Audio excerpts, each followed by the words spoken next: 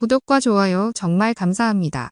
동남아시아 지역에서 러시아 무기 판매가 급감한 뒤 최대 승자는 한국이라는 평가가 영국 최고 언론사의 기사로 나와서 화제입니다. 동남아시아 국가들이 군사장비 구매를 위한 고민을 할 때 한국이 눈에 띄는 선택지로 부상하고 있다고 영국의 이코노미스트에서 보도되었습니다.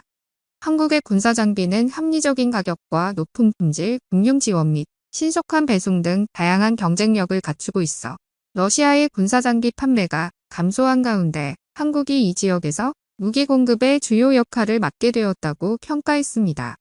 현재 동남아시아는 미국과 중국, 인도 등 강대국들의 지정학적 경쟁이 벌어지는 무대이자 성장 가능성이 높은 무기 시장인데요. 이 지역의 국가들은 자신들의 국가 안보와 국제적 지위를 강화하기 위해 군사 현대화에 힘쓰고 있습니다. 그런데 이 지역에서 무기를 공급하는 러시아와 한국의 역할이 크게 바뀌고 있다는 점이 주목을 받고 있습니다.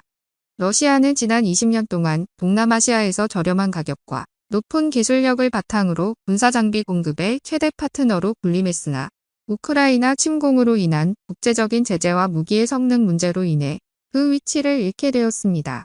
러시아가 20년 동안 이 시장을 점령할 수 있었던 또 다른 이유는 물물 교환이나 유연한 금융 조건을 허용하며 인권이나 정치적 간섭을 하지 않았기 때문입니다. 하지만 우크라이나 전쟁에서 러시아의 무기 성능이 형편없음이 드러났고 서방의 테러 제재로 인해 러시아 방산업체들이 첨단 기술에 접근하기 어려워졌습니다. 또한 일부 동남아 국가들은 러시아와의 거래로 인해 서방과의 관계가 악화되거나 평판이 나빠질까 우려했기에 러시아에 등을 돌렸습니다. 그래서 이코노미스트는 러시아산 무기 판매가 앞으로 회복되지 않을 것으로 전망하고 있습니다. 한편 중국은 동남아시아 시장에서 러시아의 공백을 메우려 하지만 그렇게 쉽게 되지 않고 있습니다.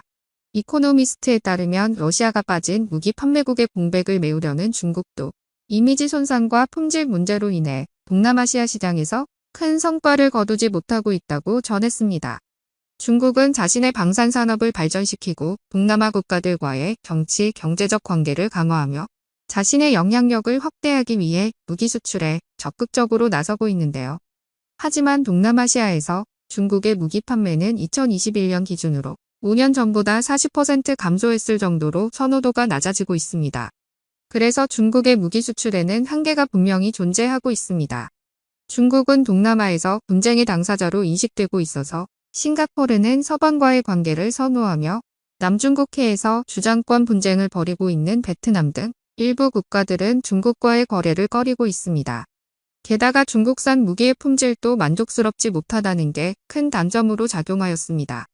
실제로 태국은 중국과 잠수함 구매 계약을 맺었으나 엔진 문제로 좌초되었고 미얀마도 중국제 전투기에 대해 공개적으로 불만을 표출한 적이 있을 정도입니다.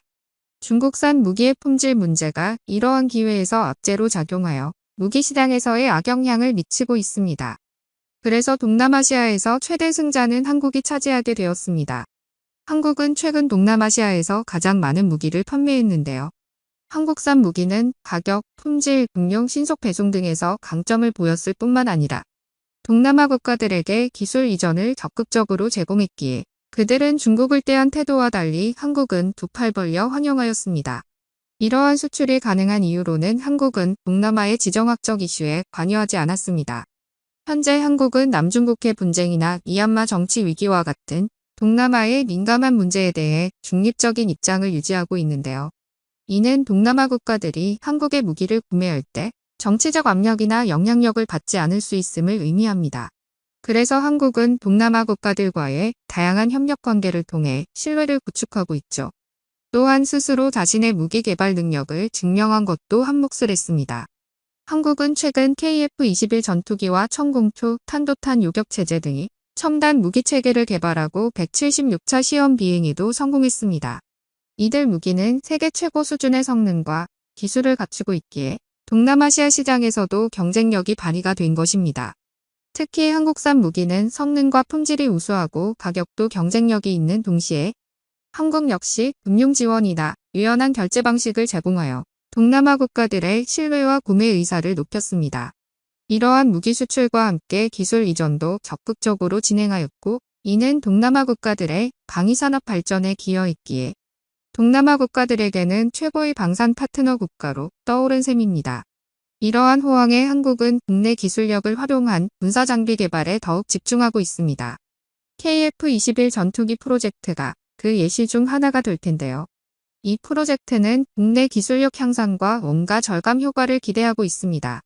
특히 폴란드는 한국과의 KF-21 전투기 협력을 위해 1조 8천억 원을 확보하고 있다는 소식을 전하며 적극적인 협력 의지를 보였습니다. 폴란드의 결단력과 현명함이 참으로 인상적이라 여겨집니다. 그들의 과감한 결정은 KF-21이 성과를 거둘 거라는 확신의 믿음인 셈입니다. 반면 인도네시아는 분담금 납부를 미루는 등 협력에서 소극적인 모습을 보이고 있습니다. 이러한 프로젝트는 곧 많은 것을 바꿀 예정인데요. 우리나라는 지금까지 미국산 항공기 사용에 의존해왔으며 엔진 등 핵심 부품을 해외 업체로부터 구매하고 있었기에 국내 기술력 향상이나 원가 절감 효과는 기대하기 어려웠습니다. 그러나 이번 KF-21 전투기 프로젝트는 상황이 달라졌는데요. 전 과정을 순수 국내 기술로만 진행했고 심지어 일부 부품은 이전 세대 모델들보다 더 뛰어난 성능을 보여주고 있습니다. 물론 앞으로 극복해야 할 과제는 여전히 많습니다. 경쟁 기종 대비 가격 경쟁력 확보, 스텔스 능력 개선 및 무장 탑재량 증가 등 다양한 분야에서 보완이 필요합니다. 그렇지만 확실한 것은 이제부터가 진짜 시작이라는 사실입니다. 이를 통해 국내 방산산업이 세계 시장에서의 경쟁력을 높여나갈 것으로 기대됩니다. 결국 무기 구매의 기존 공급원인 러시아와 중국의 위기로 인해 다른 무기 공급원을 찾게 될 텐데 이러한 상황은 국내 방산산업의 성장 기회로 작용할 수 있으며 전략적인 국방협력을 통해 무기시장에서 한국의 영향력이 더욱 확대될 것으로 전망됩니다. 앞으로 폴란드의 발전이 곧 대한민국의 발전이 될 것이기에 이제부터 남은 폴란드의 증강 계획이 원활히 진행되기를 바랍니다. 이로 인해 폴란드가 유럽 중심부에 위치한 최고의 군사 강국이 되어 유럽 전역이 우리 대한민국의 무기들로 넘쳐나기를 기대합니다. 폴란드가 우리에게 그 소중한 발판이 될 수 있는 계기가 되리라 믿습니다. 대한민국은 여러 번 큰 시련을 겪었던 나라답게 지금은 똑똑하고 적절한 준비를 하고 있습니다. 한국은 이러한 유럽 국가들과의 협력을 통해 국내 군사산업의 성장을 도모할 수 있을 것으로 전망되고 있습니다. 또한 동남아시아와 유럽 시장과의 지속적인 성장과 함께 한국의 군사산업 또한 국제적인 입지를 높여나갈 것으로 기대되고 있습니다. 이렇게 되면 대한민국의 영향력이 세계적으로 널리 퍼질 것이며 이를 통해 우리 모두의 번영과 행복을 이루어가는 길을 열어나갈 수 있을 것입니다. 여러분의 생각은 어떠신가요? 댓글로 남겨주세요. 오늘 영상은 여기까지입니다. 끝까지 시청해주셔서 감사합니다.